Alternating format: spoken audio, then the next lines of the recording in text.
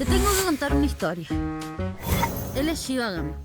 Es un maestro espiritual. Y no solo eso, es mi maestro espiritual. ¿Viste? Nos conocimos el año pasado. Él es arquitecto de profesión, pero se dio cuenta que tenía que ayudar a la gente de una manera más particular. Y él me enseñó que nadie vive para las expectativas del otro. Bienvenidos a la sección del canal que yo llamo autonivelación. En esta sección no aprenderemos sobre ecología, sino sobre herramientas para que la vida se nos haga más fácil, llevadera y amena. Vamos a ver la herramienta del día de hoy. Si ocupamos bien esta herramienta, nos puede ayudar a vivir más tranquilamente y quizás vivir una vida que queremos vivir. Una vida basada en nuestras propias metas y no las de la sociedad, no las de tu madre o de tu padre. Y tampoco las que creemos que los otros quieren.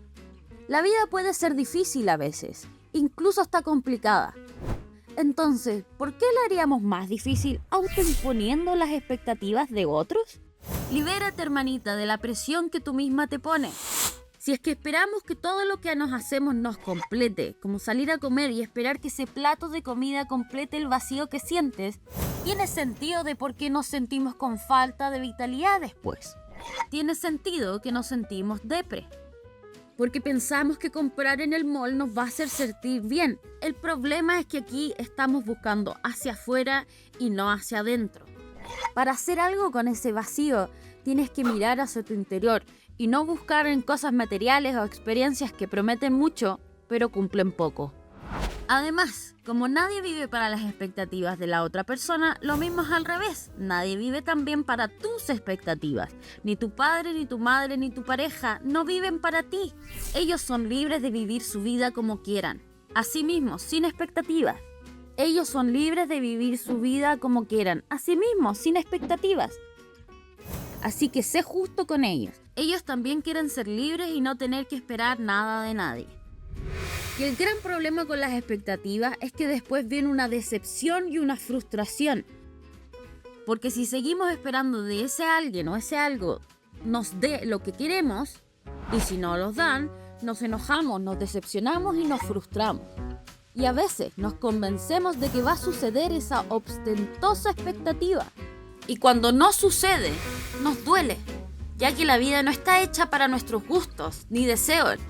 La vida a veces es difícil, es improbable y la mayoría de las veces no está a lo que llamamos nuestra altura o creemos que la vida o el universo nos debe algo, pero nadie nos debe nada. Por eso hay que soltar, no esperar nada de nadie, pero también nada de la vida. Por ejemplo, Santiago es una ciudad con muchos autos y mucho tráfico.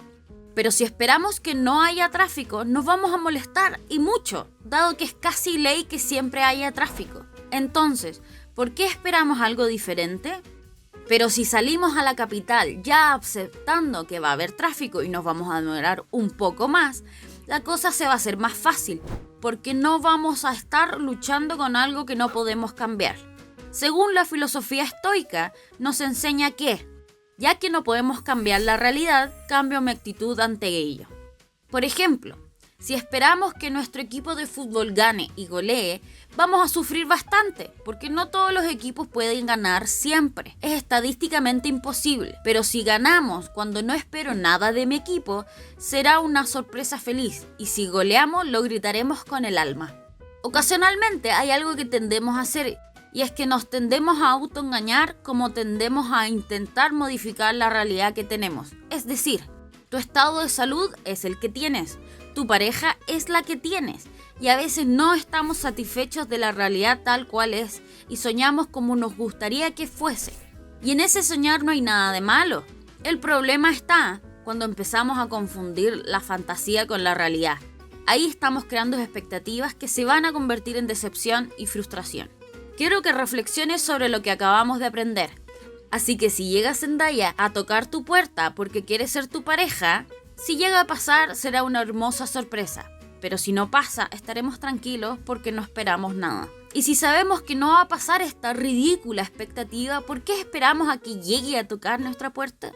Muchas gracias por ver este video, mándaselo a la persona que sueña que Harry Styles le va a hacer un twerk en el living de su casa. Besitos consensuados y muchos Gucci saludos.